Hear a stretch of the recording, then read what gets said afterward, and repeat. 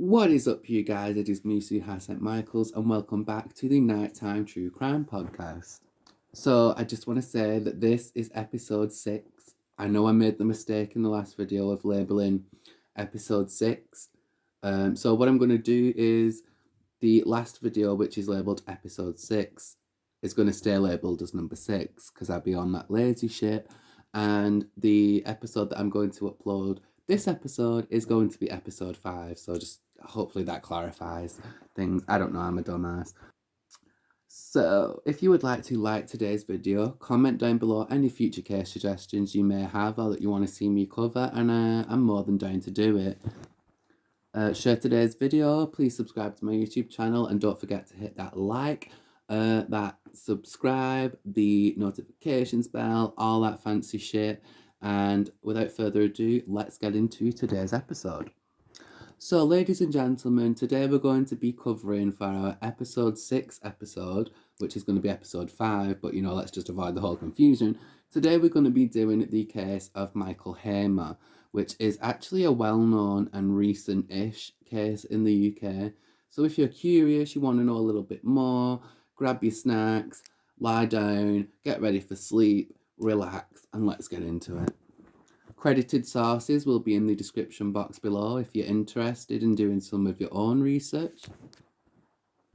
So, this crime actually takes place in Bury, which, fun fact, I used to live in Bury for about 6 months. It's not my kind of place, but this takes place in Bury, and it is about the murder of an 11-year-old schoolboy by the name of Joe Geeling.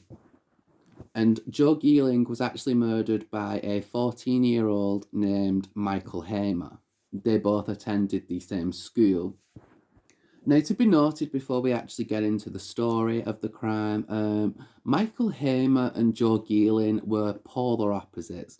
Joe Geeling was a very confident young boy, especially for being 11 years old. He was a little fighter.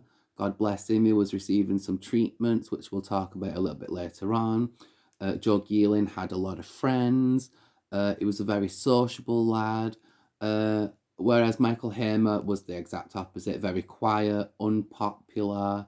A lot of people noted that Michael Hamer would actually hang out with a lot of the year 7s, which is kind of weird, especially if in the time he would have been in year 9, year 10. It's a little bit weird to be hanging out with year 7s. But he was described as a loner. He was often bullied. People used to steal his lunch money from him. People were quite cruel to him. He was quite a strange and unusual character. He was very socially awkward too, whereas Joe Geeling, on the other hand, was like a social butterfly, had lots of friends, was very social, always had groups of people he could go to, never really alone. It is believed that, now I couldn't find an exact time frame, but it is believed that Michael Hamer had actually developed a premeditated obsession with Joe Geeling, and Joe Geeling was none the wiser until, unfortunately, the afternoon that he was murdered. It is also believed that Michael Hamer had actually premeditated luring Joe into his home, but it is believed that the murder itself was not exactly premeditated, more of just a reaction on the spot, without saying too much, because we'll get into that a little bit further on. So one particular day during school hours, Joe Geeling is handed a letter personally from Michael Hamer, and the letter explains that the year 10 students, they'll be basically monitoring the year 7 students and kind of tutoring them, and that Joe Geeling's monitor would in fact be Michael Hamer. And at the time of this letter being handed to Joe Geeling from Michael Hamer had actually suffered quite a serious wrist injury, which meant, according to this letter, this meant that Joe Geeling was actually supposed to go with Michael Hamer, which it stated in the letter, to go to Hamer's house to actually pick up the booklets and the textbooks and the things that Joe Geeling would need from his quote unquote monitor.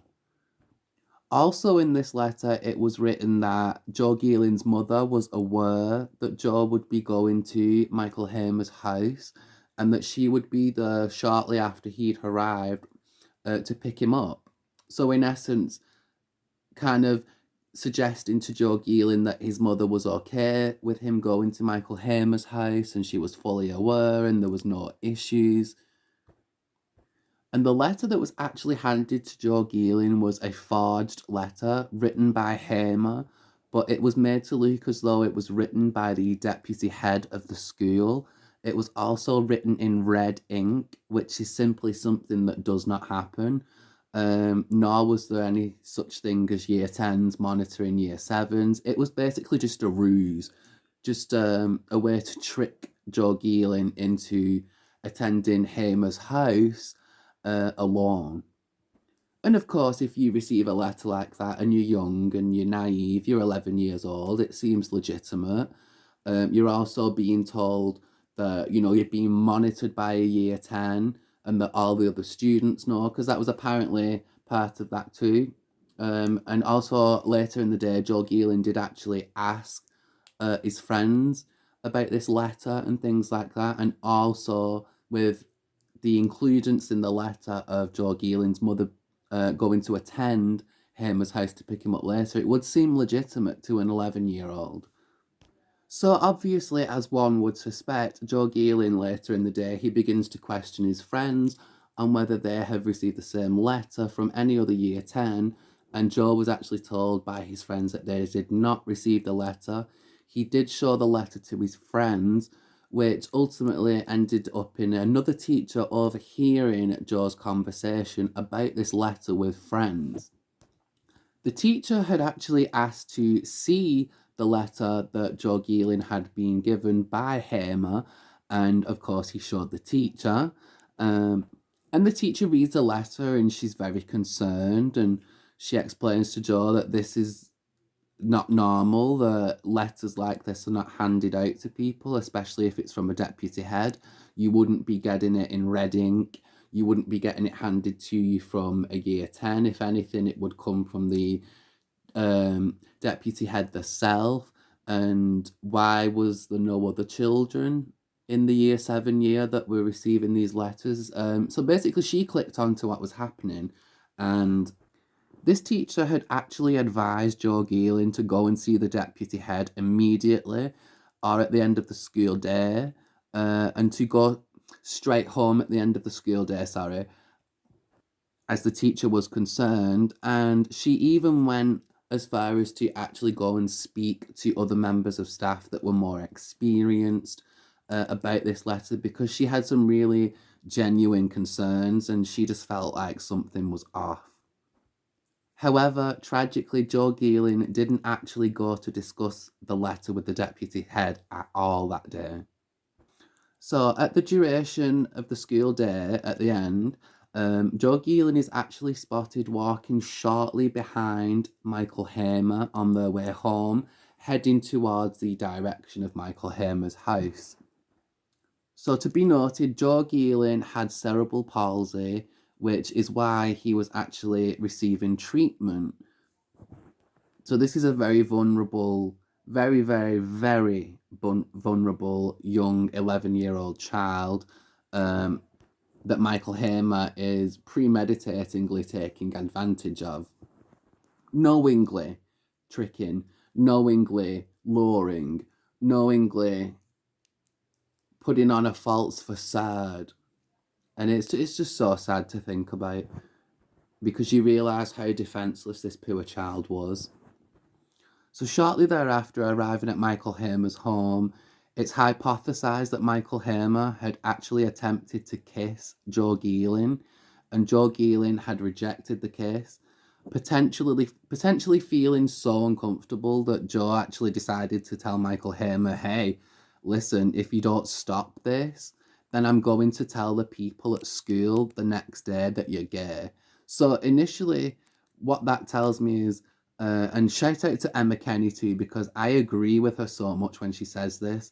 I feel like Joe Geelan said that because that was his only way to really defend himself against Michael Hamer and to reject these advances.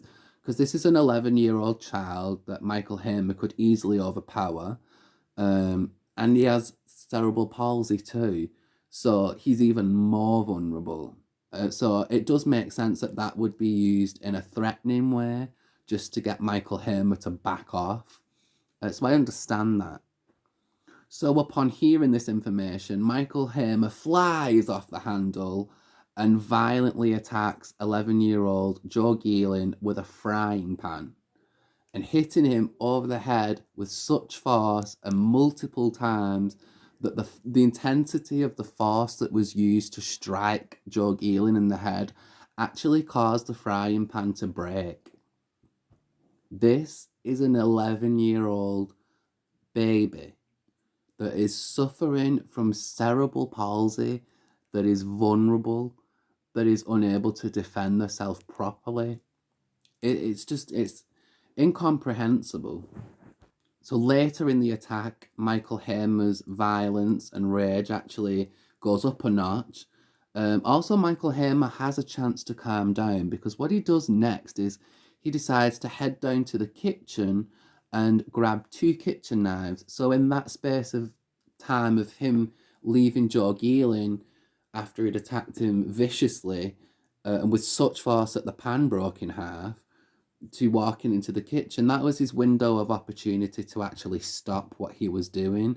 And Michael Hamer chose not to. Instead, he proceeded to go and grab two kitchen knives and he proceeds to stab Joe Geelan, this poor defenseless boy, a collective total of 16 times. Shortly thereafter, as there is a very short amount of time available for Michael Hamer to actually dispose of Joe Geelan's body, this 11-year-old child that's suffering with cerebral palsy, that is just brutally murdered purely to shut him up. It's just horrific. So Michael Hamer decides he's going to dispose of Joe Geelan's body. Therefore, Michael Hamer dumps Joe's body, his deceased body, into a wheelie bin and proceeds to dump the body. He walks the body to the park, the local park, and he proceeds to dump the body of Joe at this park and hide it under like bits and pieces and furniture and things like that to kind of obscure the view. Then Michael Hamer actually takes the bin back to his premises. And finally, after Michael Hamer's mother arrives home, she actually begins to question Michael on why there is a stain on the floor, basically a blood stain. And Michael Hamer had actually told his mum that he had been vomiting blood. So she actually cleaned that bloody carpet without the knowledge that obviously a murder had just taken place. So again, Michael Hamer, we see, is covering, instead of being open about his crime, he's actually deciding to, I would say, premeditatingly cover it. I understand that the murder may not be premeditated, but you deciding to give a false story as to what's happened, i.e., you're vomiting blood when really you've just beat this poor defenseless boy that suffers with cerebral palsy to death.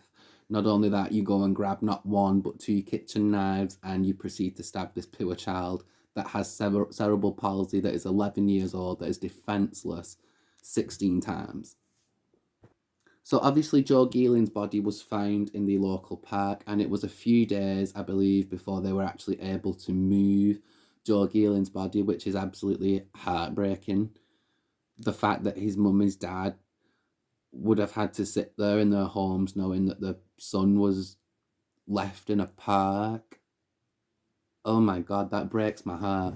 It really does. It's awful to think about. So obviously police and investigating services go to the school, they start talking to people, and Michael Hamer actually admits to the murder of Joe Geelan relatively quickly. Now, I must warn you that this is where information is limited, meaning Michael Hamer's trial, his time in custody and the aftermath, just to let you guys know that the information that I have looked everywhere, so many accredited sources that I've looked through. It's limited So just bear with. So the date of prison sentence was the 16th of October 2016, and Michael Hamer was sentenced to 12 years minimum imprisonment for the murder of 11-year-old Joe Geeling. And Michael Hamer at one point in time actually had the audacity to apply to have his sentence reduced, and thankfully his application to have his sentence reduced was actually rejected, thank God. And Joe Geeling's parents were actually outraged by the sentence and actually concluding to the courts of appeals. They actually applied to have his sentence increased. So they actually, and it was accepted. So they actually increased his sentence from a minimum of 12 years to a minimum of 15 years, which I agree with completely. I personally think it should be way longer just because of the nature of the murder.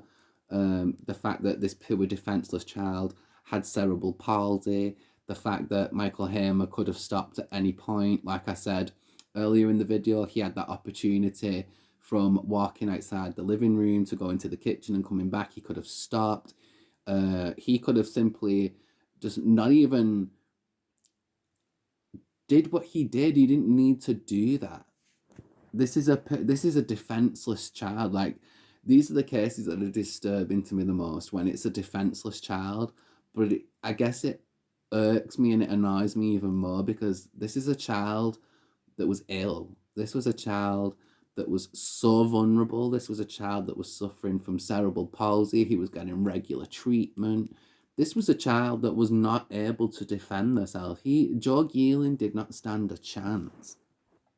This is the part that may actually piss off quite a lot of people because it pissed me off. And this is where it gets a little bit limited. We don't have a lot of information.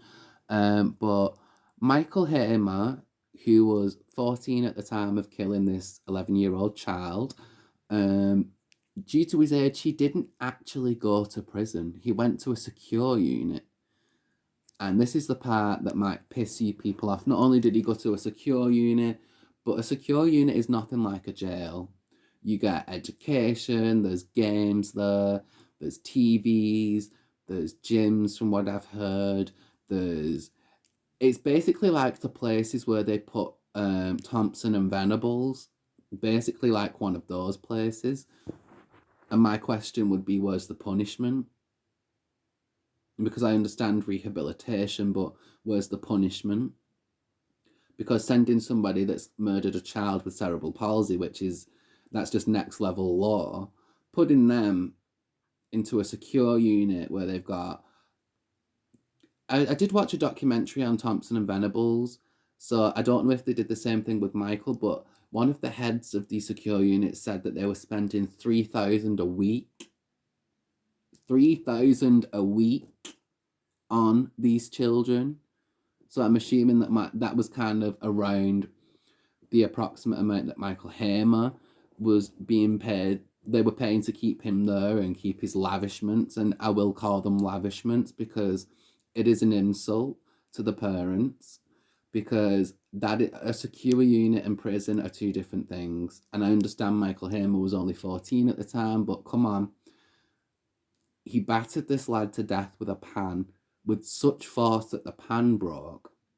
And he went into the kitchen to retrieve not one, but two kitchen knives, and then goes to stab this dying boy, who's probably already dead at that point because he was hitting him majority in the head with the frying pan. You proceed to stab him 16 times.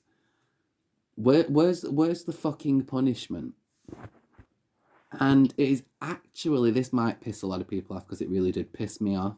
It is actually unknown if Michael Hamer is currently in prison or has been released. And that information, you guys, is unavailable. So, that's all I have for this one. But Jesus Christ, I hope to God that they've not released Michael Hamer. I hope to God that he is in an adult prison somewhere. And I hope that he's being absolutely tormented every single day of his life for what he's done to that poor child. It's one thing to murder a child, but to murder a child with cerebral palsy is just next level disgusting. So yeah, that is all I have for you guys on this particular case today. I have one question and one question only. What do you guys think about Michael Hamer's quote unquote punishment, quote unquote incarceration? Because I know I've sworn in this podcast and I don't apologize for it because it genuinely irks the shit out of me.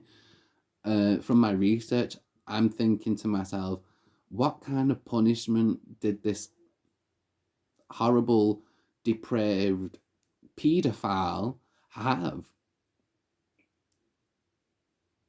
He didn't have any punishment. He didn't have any accountability, and I hope to God he's not been released. It was just horrific watching this case and doing the research, and I just don't understand how that information cannot be public.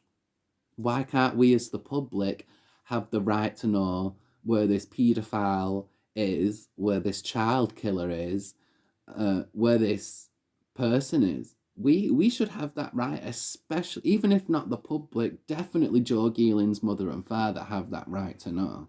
Absolutely. So, anyways, I want to say thank you to you guys, and I will see you in the next one. This has been Unveiling Evil, the Nighttime True podcast, with me, your host, Sue Hassett Michaels, and we have been covering the case of Michael Hamer. As always, let me know in the comments down below any future case suggestions, and I will see you guys in the next one.